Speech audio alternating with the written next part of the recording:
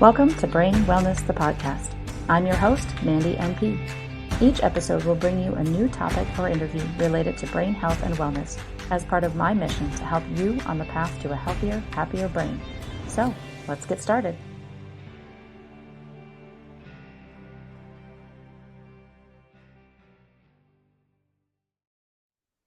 Hello, everyone, and welcome back to another episode of Brain Wellness, the podcast. My guest today is Monica Mangelson. Monica is an applied neuroscience trained and certified life purpose coach, full-time world traveler, adventure junkie, and a total foodie.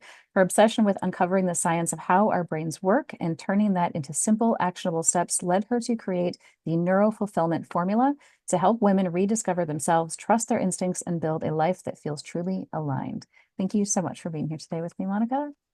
Thank you so much for having me, Mandy. I'm really excited about this conversation. I am. I love to geek out with fellow neuro nerds. So this should be a lot of fun today. I always like to get people's background first off. So what brought you to where you are now? I wish I had a really straightforward answer to this. I always kind of joke that like coaching found me. Like I did not go out searching for coaching. In fact, I was trying to actively avoid it at one point in my life.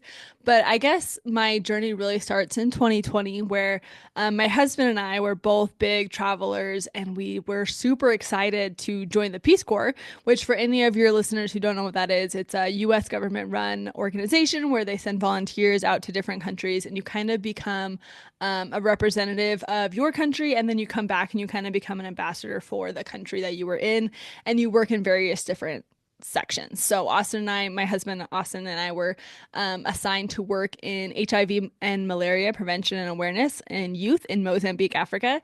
And I was super, super excited. We had sold all of our stuff, our housing contract, gotten rid of everything. And then it's a 2-year contract. So we had like prepped all of our friends and our family that we were going to be gone for so long. And we were supposed to leave like mid-April 2020. So obviously that didn't happen. We didn't leave. It was very traumatic.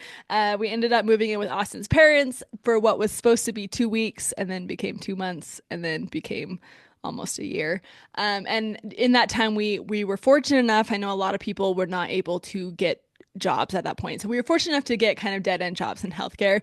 But I have such a nomadic soul, and I was just suffering. I was just suffering there and just being stuck and just listening to all the chaos and everything. So I instantly started like a few months in, I was like, man, I'm tired of being angry. And so I started Pinterest shopping for a new life, and I found that people were making money online, and it blew my mind. I was so excited.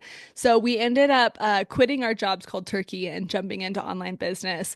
And a lot of people, as we started traveling the world, a lot of people were like, oh, like life coaches, like, and we're kind of making fun of like this life coach vibe. And I was like, yeah, they suck. Like, I don't want anything to do with that.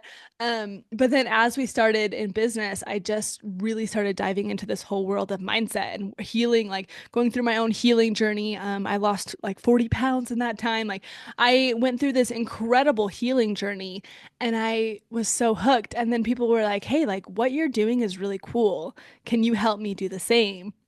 And so we started like unofficially coaching kind of more in like the business marketing realm side of things and helped several friends launch businesses. But I realized that underneath every successful business is mindset. Like you have to nail the mindset. You have to know how to set goals. You have to know how to work with your brain and not against your brain. And so that's when I really took a deep dive and got certified as a life purpose coach, and then later as an applied neuroscience life purpose coach. So yeah, it's not a very straightforward journey at all. But here we are. I love when it's not straightforward because mine was not quite straightforward either. I took the long way to become a nurse practitioner. So it's all good. Yeah, yeah. So what got you interested in the neuroscience part of things?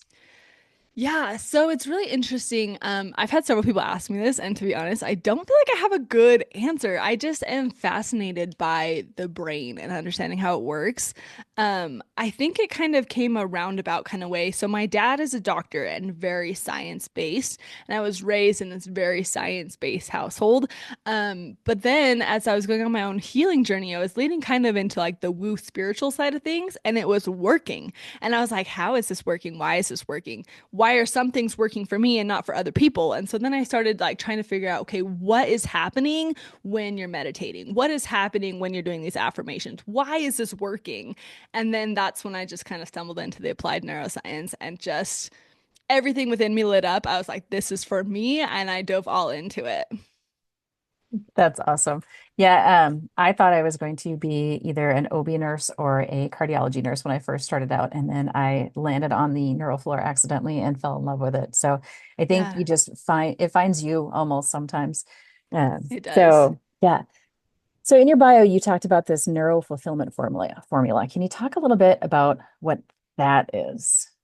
Yeah, absolutely. So I work really hard to help my clients find kind of some kind of fulfillment. Like a lot of my clients are people who are like, man, I'm really kind of bored with my life, or I've done all the right things and now I'm looking around and I'm like, is this it for me? Like, this can't be it. Or people who are going through really big transitions. So, divorces or becoming empty nesters, things like that. When all of a sudden they're like, I've given everything to this one identity that I had, and now that identity doesn't fit me anymore. So then I went through and I created this method that works with your brain. And it's a three-part method, but it's not necessarily linear. So essentially, the first step is just to identify what you want, what your values are. And for a lot of people, it's like the first time they've actually like thought about what they want because they've kind of been handed, this is the path you're supposed to take. And then so all of a sudden it's like, oh, you have this freedom to actually think about what you want and what your goals are. And so we set the vision, we set the goal. And then the next step is just to create this unshakable belief in yourself. Like you have to believe so hard in yourself that you can absolutely do it. And that is so vital. And we spend a lot of time there. And a lot of times we kind of work through that. And then the third step is to make a plan to actually figure out how to get to where you want to be and make a plan that is doable for you and not something that you're like, oh, like, I mean, this is the time of year, right? When we're all like, oh, new year, new me. I'm going to go to the gym 7 days a week, even though I haven't been in the last 2 years. And then that's not like sustainable for us. And so breaking it down into a plan that actually is actionable. It's something super easy that you can create habits around and you can kind of stack those habits and really work to reinvent yourself through that process. Like I said, it's not linear at all. There are sometimes my clients are like, yeah, like I have this vision and here's my plan. And then we get like a month into it and they're like, I can't do this. And then we go back to step two and we kind of work on those limiting beliefs. Yeah. So speaking of limiting beliefs, then how do we tackle those? Like we all get stuck in that rut all the time. But Yeah. how, I guess in your studies of all the neuroscience, how your brain works, how do you can you tie that part together? Yeah, for sure. The biggest thing, and honestly, I think the hardest thing to do is to identify your belief, like what you're telling yourself, because we are constantly like narrating our life in our head. And so when we narrate it in our head, we believe it. It just seems so like, yes, like this is fact, but it's not always fact. And most of the time, it's not fact. It's just a story that we're telling ourselves. And so being able to pull that out and to identify, hey, like I keep telling myself, for me, for example, on my health journey, a lot of the women in my life growing up struggled with weight. And so I was telling myself that, well, I'm now a woman. I'm going to struggle with my weight. That's the rest of my life is going to be struggling with my weight. Um, and I had to identify that that is what I was telling myself.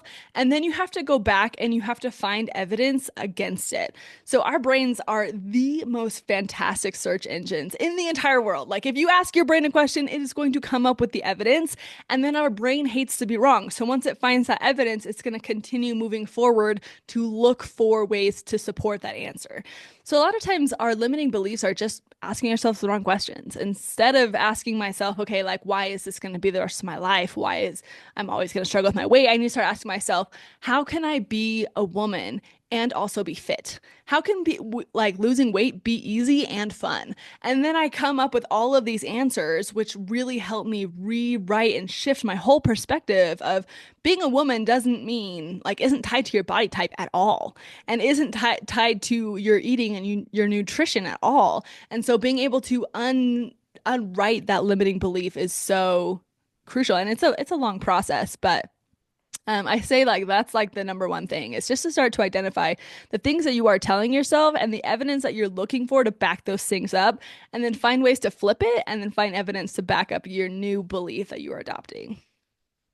Yeah, I believe it would take a long time to do that. How long, in kind of rough estimate, how long do you typically spend with your clients to get them to that point? I make sure that all of my clients sign up for at least 3 months with me because that is like the tip of the iceberg where we can actually like see some change. And I want them to understand that this is not a short process. This is a long process. A lot of it does depend on you and the willingness you have to put in the work to really kind of dig in and like face some hard truths about yourself and to actually do the homework, do the work to be able to make big changes in your life. And a lot of it depends on also your circumstances. So I've had clients who were able to dedicate a ton of time to their coaching and they saw amazing results versus I've had clients who are like, I just want this on kind of the side of my life and I want to be working on things more slowly. And so we take things at a slower pace. So I wish there was like a really good formula where I could say, hey, like plug in these numbers and this is how long it's going to take for you, but it's really not the case. Everyone is so unique. Yeah, I was a fitness coach for a while, and I know it was always a talk about you need at least 3 weeks to create a new habit, but it also requires you giving up that old habit. So that takes some time too. Just Mhm. starting that new habit doesn't mean that old habit is going to go away right away. So Yeah. yeah, it definitely takes time to recreate yourself in that. So where in that does intuition come into play? Because I know you talk about intuition too. How does intuition come into play into all of that? Yeah, I intuition is such a fascinating topic to me. I actually did a bunch of like a deep dive into it last year because I was like on a speaking rotation where I was talking about intuition a lot. And it's really interesting because you can actually see like when people are having kind of that gut feeling, they've seen it in brain scans. Like something is actually happening in your brain. It's not just like a weird feeling. It's not just hormonal. Like something is happening in your brain and they've studied it and they have found that more often than not, the gut feeling is right. It's correct. And you tend to make the right decision no matter how much time you have to deliberate the answer. And sometimes deliberating the answer can kind of slow you down or you can talk yourself out of it.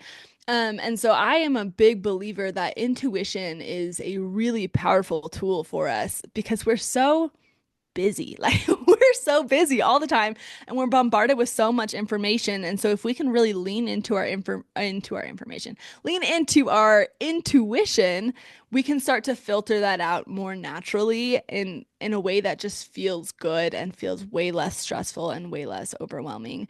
And I really do believe that our intuition is leading us to become a more authentic version of ourselves. And so often we're trying to wear all these different hats. We're trying to please so many different people, our bosses, our kids, our spouses, everyone around us, our friends, and we can kind of lose sight of who we are. But that intuition is really going to pull you back to the authentic version of yourself. And that's the version the world needs. We absolutely need you to step into your fullest potential because you're the only one who can do it. And so that intuition is kind of that internal guide that's always kind of slowly nudging and pulling us back to that version of ourselves. Yeah, this topic has come up on the show a couple times with different people, and we've talked about at various times about how everybody's so busy that we don't often pay attention to those gut messages. We don't really know ourselves very well. Yeah. What's your take on that? How do you get people past that point of not really realizing what's going on in their own lives? Yeah. It's especially hard as women because we're kind of taught that we probably don't know best and it might just be hormonal. We might just be acting crazy. And so it's especially hard to kind of to get past that to even be willing to look at our intuition as a valid source of information for us. And so one of the biggest things is journaling. I fully believe that journaling is like the window to our souls. Like if we can just take the time to take some space to relax and to journal, we can dig deep and we can actually get to those answers. We can get to the core of what we're looking at. And I think it works for a couple of reasons. Number one, like it forces you to calm down, especially when you're writing pen to paper. I have to write a lot slower than I speak. I have to write a lot slower than I type, and it forces me to slow down. But then it also engages so many of your senses. Like it's a tactile thing that you're writing. You see it on the paper. You can hear the scratching. Like it involves so much of your your body and your senses and your brain to be writing physically on the paper that you don't have time to think about the dishes that need to be done. You don't have time to think about, oh, I forgot that the clothes are still, and it really consumes more of your energy to be journaling. And if you can just take that time just to pause, and even if you just like put on the top, like, what is my intuition trying to tell me? And you just kind of journal through that and you start to get used to listening to your intuition and then following it and finding like the evidence of it. Or, like I said, your brain is a great search engine. So, if you even ask the question, when is the time that I followed my intuition and what were the results? And you kind of start to find the times where you did follow your intuition and how it was beneficial. And you can start to kind of test the waters a little bit and just get back in the practice of constantly checking in with yourself. Yeah, I know I'm never really good about journaling. I've had times in my life when I kind of do it and then I forget about it. I do and I forget about Mm-hmm. it. I was in a car accident a year and a half ago, and Mm-hmm. after that, I did take some time to do some journaling because I would forget my own thoughts. And I know there were days that I was getting kind of down on myself because I wasn't healing as fast as I wanted to, and I would journal about my thoughts, what was going on, and I'd go back and read it later on, and I'm like, well, that was really stupid. Why did I actually think that way? Because that's not really the truth. So Mm-hmm. I can totally see how you can unravel some of that and start to feel what's really going on just by doing that journaling and then going back and reading what you wrote. Does Yeah. because I think that step was really important, looking back at what I had written to really realize, oh, well, that's what was going on in my head, but it wasn't really the truth. Just because I said it, it was Mm-hmm. didn't make it true. Yeah, absolutely. It's a great way to like point out those limiting beliefs that you have, the stories that you're telling yourself that aren't true. But also on the flip side, there's been times where I've journaled and I felt super inspired. And then I go back in times where I feel less inspired. I'm like, who wrote this? Like, who broke into my journal and wrote this? This is so good. And it's exactly what I needed. But it's like advice from myself almost. So it has both effects. Yeah, yeah. Why so now I'm curious, kind of when you were talking earlier about how you were looking at why things work. Why does journaling work like that? Mm. Yeah, that's a really good question. I mean, we already kind of talked about it a little bit as far as it like slows you down, but also, when you journal, I know a lot of people like to kind of just like journal through their day, which is a great way to help you process everything that happened in the day to kind of take that time and process through this is what happened, this is how I felt, because life is happening so fast, we don't have time to process it. But the more we can like identify, okay, this is what happened, this is how I felt, this is how I dealt with it, then we can learn from that experience more. And we can say, okay, the more we can like name the emotions and name exactly what happened, the more we start to bring that awareness to ourselves.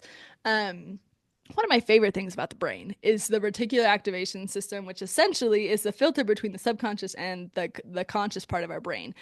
And so we're constantly receiving so much stimulus, but our brain is filtering it out for us so we don't go crazy. But we can train our brain to filter out really specific things. We can train our brain to show us different things than it's currently showing us. Our default is it's just going to look for like threats because that's how it's evolved to just keep us safe. So it's always looking for threats. So by journaling and by going through and saying, okay, how did I feel? Like, let's find the moments of joy in my life. You are training your reticular activation system that, okay, the moments of joy are important and we're going to start to look for those. And as you go through and you journal through and you go back and you find your past experiences of joy, it'll teach your brain to look for the current moments of joy.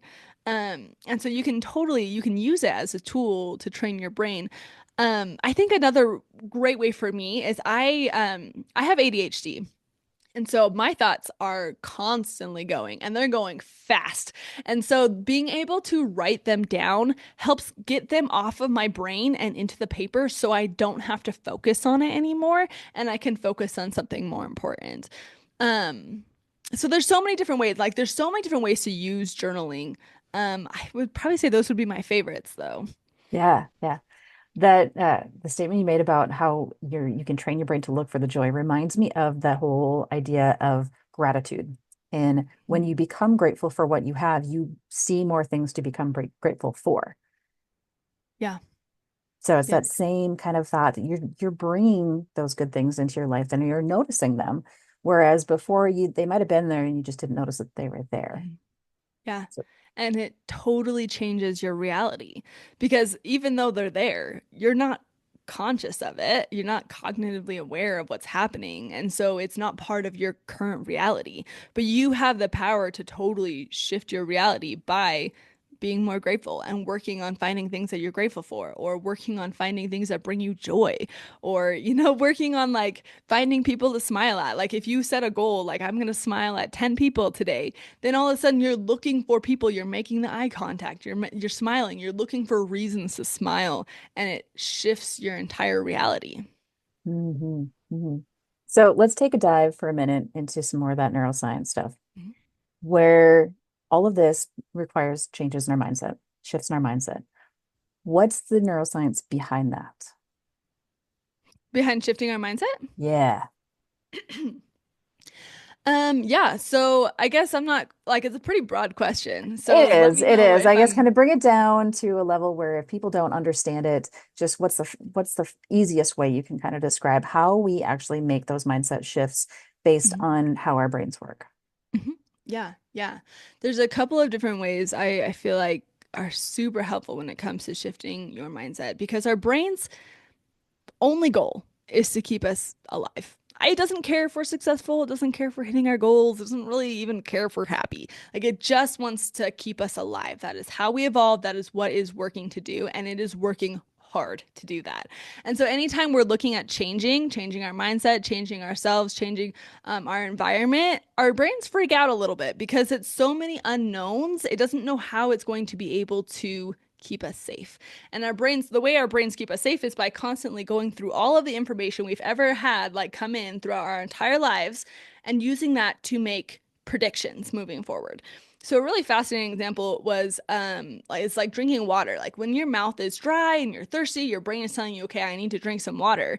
The second you drink the water and it feels the water in your mouth going down, that that thirst is quenched, but it takes another half an hour for that water to actually get into your blood system and get into your brain and for you to actually be hydrated. But you feel hydrated instantly because your brain is making the prediction, okay, in the past, when I have drinking water, it has helped me hydrate. And so you instantly feel better. So it's constantly making predictions like that all the time.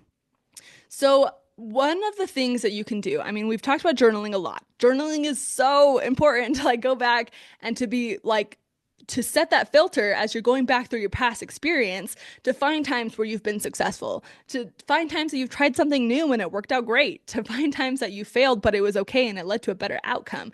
And so you can go back and search all that experience to help use your brain to make better predictions for new environments, for things, for changing.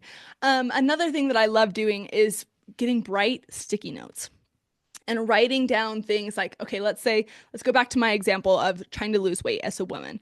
And so when I was trying to lose weight and I had this idea of, oh man, as a woman, I'm just supposed to struggle with my weight. That just is what happens. I can't avoid it. So when I identified that, and now I'm trying to shift it, I'm trying to change it. It's a big change because I had, 20 plus years, 24 years or whatever, believing that this was the case. That's a big shift that I'm changing. So then what I'm going to do is I'm going to get the bright sticky notes and I'm going to put them in my environment where it catches my eye because your brain is constantly like filtering out information. So when you have things that aren't really supposed to be there or things that are, abnormal for that space, your brain is instantly drawn to it just to like check it out, make sure everything's good. So I like the really bright, like neon, obnoxious sticky notes. And I would write things like, you are strong. Or I would write things like, you can lose weight and eat delicious food because I am a big foodie, so that was a big thing for me. Like I was nervous. I was gonna have to give up all this good food. Or things like you are a woman and you are strong. And so it's like things like that. And I'd put them in my environment. So now all of a sudden my brain is taking in all this information. And as it's reading it, it's starting to affirm and kind of integrate that belief into my belief system, into the past experience that I have. And then I was able to use that foundation moving forward. So that was a lot. I hope I answered your question okay. Yeah, that was a great start to kind of help people figure out where does it start? How do you even like make some of those shifts? Do you ever did you ever get to a point where those sticky notes just became part of the environment and it didn't trigger your brain anymore? Oh, for sure. Yep. So it's something that I would change out every once in a while, because after a while, like your brain kind of is like, oh, like nothing new, a neon sticky note over here. And so then I would find different ways to just kind of always be surrounding myself with it. Things like I put like on my desktop, on my computer, on my iPhone, like that desktop, images and things like that. And I would try to find people to be around and just find all of this different stimulus. And even though I knew it wasn't always in my conscious, that my unconscious was still taking it in. And Mhm. so I was able to kind of work with it that way. At first, I feel like it's really important to make it a conscious effort. And then eventually you can kind of let your brain start to soak it in into your subconscious. Yeah, yeah. Do you have any other tips on how to identify when something is a limiting belief versus something that's reality? I've had several people that are really close to me that are like, well, this is just how I've always been. So I can't really do anything about that because that's just who I am. When I know for a fact that those are things that you can change your behavior on so many levels. So what Mhm. you've always been doesn't have to be what you are. But Mhm. how do you get that across to people? Yeah, I mean, it's really great to have a friend like you who can see it and be like, hey, like, is that true? Is that who you've always been? If you don't have that kind of friend, coach, therapist, anything like that, if you don't have those resources to kind of have somebody stop and like be like, wait a second, you just said this. Is that actually true? And question it. A really I wish I wish I had a different answer besides journaling because journaling is so cool. It's just so great. But if honestly, if you were to write big on the top of your paper and then like ask yourself, let's say you just feel like, I've always been this way. Like I've always been disorganized. I can never change that. Um just like write big on the top of your paper, like why am I disorganized? Or where is this coming from? And like be able to start asking yourself, like questioning it. Okay, like if I've always been disorganized, how come I have been able to, graduate school? How come I've been like, what are the ways that I actually have been really organized? What are the ways that I have been able to organize myself differently? And then ask yourself, like just keep questioning it, just like keep be like that obnoxious 5-year-old who's like, but why, but why, and just keep like bringing that up. It's really hard to do by yourself because it's something that it's just ingrained in you, you just believe it. But if you take the time and you really want something to change, if you have that gut feeling that's constantly pulling you in a different direction, if you feel like you need something different, but there's one specific thing that keeps coming up over and over and over again as to why you can't achieve it or why you haven't achieved it, become that obnoxious 5-year-old and just start picking it apart. Continuously asking why? Like, why is this the case? Why am I this way? Has it always been this way? And just get super curious with it. And I think you'll find that your limiting beliefs crumble really quickly. Mhm. I love the why. I always have as a nurse practitioner, I've always tried to help my patients figure out why something's going on in their body. Mhm. So when I have my own health issues, trying to figure out Mhm. why am I having these issues? What can I do to change it? I've never been one to just kind of sit and say, well, I guess this is how it is. Even though I do say all the time, well, things happen for a reason, but it doesn't mean that has to be going Mhm. forward. Even my own dang car accident, I don't let that hold me back on anything either. And that's just my personality. I have a Mhm. hard time when other people don't have that same thing. I'm like, why don't we all have that? So any insight into that? Why aren't we all built the same that we can just Mhm. make that decision? No, I'm not going to let this hold me back. Yeah. Whew, that's a deep question. I think there's a couple of reasons. I think a big reason is that we've been taught not to question things.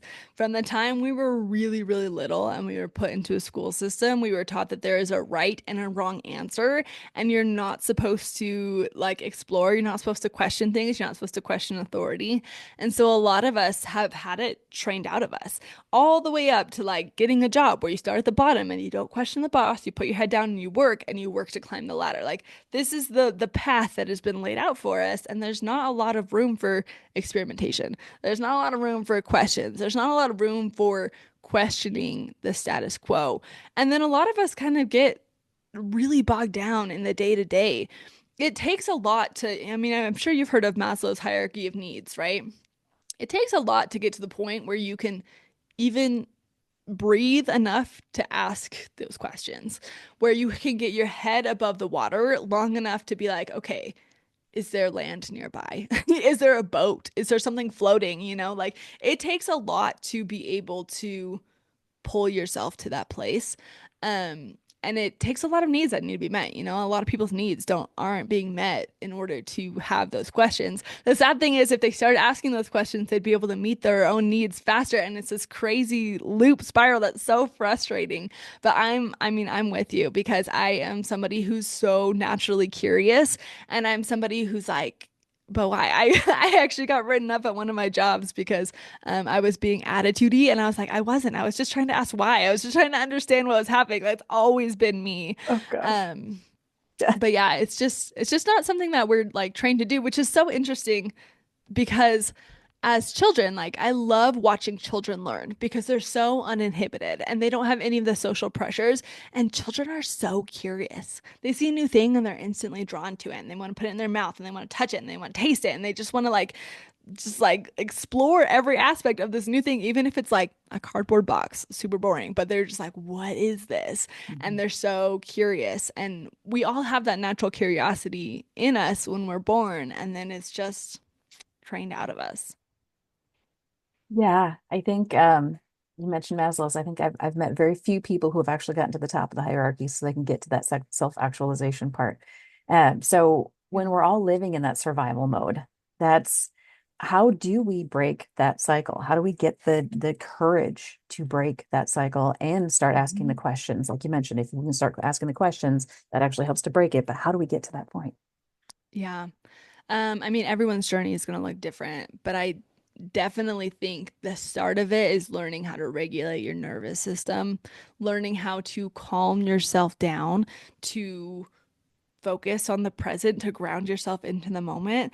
Sometimes our brains can get hooked on the cortisol because that's what keeps us going. That's the stress hormone. So sometimes we can literally get addicted to stress, and we are just trying to, get through the day, and we feel like we need more stress to give us more energy to help us get through the day. And so we can actually like make it harder for ourselves in a lot of ways. And so finding ways to calm down at the end of the day, to calm down your nervous system, to reground yourself, to start fresh, to start back down like at a lower cortisol level, at a level where you can feel the effects of the dopamine and the serotonin, and you can introduce that more into your life. You can start looking for you can start looking for things that are positive, that pull you into that positive feedback loop instead of the negative one that you're stuck in. So, really easy way to do that is just breathing techniques. And I feel like I was the kind of person when people would be like, "Oh, just breathe," and I like roll my eyes. I'm like, "Okay, I'm breathing." But like, actually, it's so important to be able, like, when you get nervous, your breathing becomes really shallow. And when you're like stressed, your breathing is becoming shallow. So being able to breathe deep into your belly for 4 counts, like box breathing is the easiest, like most basic way to do that. Another thing is like you'll notice that when you're nervous or when you're anxious, your shoulders kind of hunch up. Now, biologically, that makes sense because these are our most like protected arteries here in our neck. So when you're lifting up your shoulders, you're protecting yourself from any kind of threats. And then your brain is noticing, okay, we're scared, there's threats out here. And then it's adding more cortisol to our system. It's freaking us out even more. So forcing your shoulders down, forcing yourself to relax is a really good way to help your brain be like, oh, we're safe. Like sitting up straight, exposing your neck, sticking out as long as possible. It's like helping you just realize that you're safe. Another easy thing is like when you get nervous, your mouth gets dry. So this is really gross, but like letting the spit accumulate in your mouth and like swishing it around so your mouth isn't dry anymore, or like drinking water to like wet your mouth constantly is another really good way to indicate to your brain that you are relaxed and help it like wholeheartedly relax you.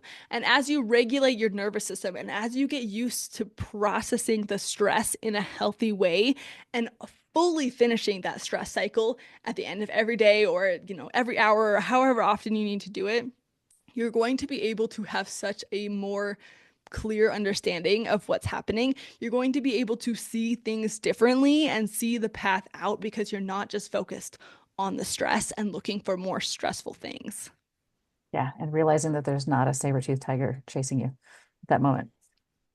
Yes, absolutely. Absolutely. Anytime we talk about that fear response and kind of stressing and protecting yourself, I always think hmm of that whole thing with our fight or flight getting kicked in all the time because back in the day we had to Yes. stay away from that saber-tooth tiger. So there is no saber-tooth tiger chasing us down. Learning Yeah. to regulate that is definitely helpful. Those are things that I try to talk my kids through all the time, try to teach them at a young age so that they can hold hmm on to that as preteens and teenagers so that they're not adults living with that hmm fear of the saber-tooth tiger all times. Yeah. Lurking around them. Yeah. Yes. Yes. I think we could go on and on all day, but I'm looking at the clock and I'm thinking we should probably wrap up. Do you have any upcoming events or projects that you'd like to share with our listeners? Yeah, absolutely. Actually, I'm working on putting together a masterclass that is going to be happening February 17th, and it is called Becoming Unstoppable, the neuroscience-backed guide to creating goals that stick. So essentially, like, this is the best time of year. Like, everyone is setting New Year's resolutions, and 80% of adults do not make it past January for their goals. And there's a reason for that. Like, we have been taught to set goals in a way that doesn't make sense. Like we talked about at the very beginning of this podcast, like we have been taught to set goals of like, oh, I'm going to make all these big changes. But our brains are like, I don't think so. That sounds scary. And so it's constantly working against us. And so this masterclass is designed to help you learn how to create goals that work with your brain, ways to break it into increments that are so small that become so ridiculously easy to achieve. And then goal setting is going to become fun again. And you're going to see these massive changes in your life that you never thought were possible because you just shifted the way that you set goals. So I'm really excited about that. So that's coming out, like I said, February 17th, and then the replay will also be available for purchase. Very cool. Very cool. Where can people find you if they want to learn about that program or anything else that you do? Yeah, so my website is coachingbymonica.com. I'm also social media, Coaching by Monica, pretty much any social media platform, pretty easy to find. And then if you go coaching by Monica / unstoppable, specifically is that masterclass. Very cool. I will include all of those in the show notes as well. So if people are listening, they don't have to try to write something down. They can just click in those show notes. But any last words of wisdom you want to share as we wrap up today? Yeah, I just want to leave with like your listeners this kind of note of like you can absolutely do this. You can absolutely train your brain for success. You can absolutely make big, huge changes in your life through really small and simple and easy things. And you can look at the world so differently. You can change. You can look at yourself so differently. And it's just so like there's so much that's possible for you once you start to like learn about your brain, once you start to learn how to work with your brain to make these things happen. Like there's nothing special about me. I mean, I know there's a lot special about you, Mandy, but me specifically, like I have made amazing changes in my life, and it's just been the really small simple things that I've done, and anybody can do it. Yeah. Being unstoppable, right? Absolutely. That's the name. Awesome. Thanks so much for being here today, Monica. Thanks, Mandy. Thanks for tuning in to this episode of Brain Wellness, the podcast. If you enjoyed this episode, I encourage you to subscribe, like, and share this with others to help me continue on with my mission to help people live healthier, happier lives. Go to www.brainwellnesssolutions.com to see what I'm up to and get links to all the social medias there. See you next time.